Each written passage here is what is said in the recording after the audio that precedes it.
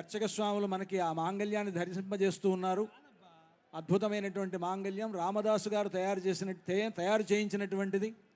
ఇందాక మనం పచ్చల పథకాన్ని, చింతాకు పథకాన్ని, రామమాడను చూసినట్లుగానే ఇది కూడా అంత ప్రాచీనమైనటువంటి ఆ మాంగళ్యాన్ని, రామదాసు గారు తయారు చేయించినటువంటి మాంగళ్యాన్ని, 3 మాంగళ్యాలు కలిగినటువంటి మాంగళ్యాన్ని రామచంద్రమూర్తి సీతమ్మ వారి మెడలో వేస్తూ ఉన్నాడు.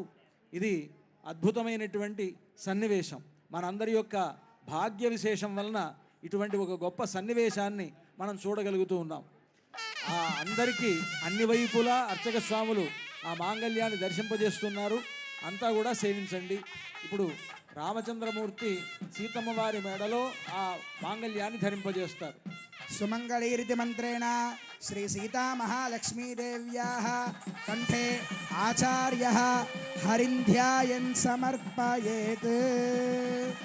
ఓం సుమంగళీర్యం వధూరిమాగుం సమేత పశ్యత సౌభాగ్యమస్యై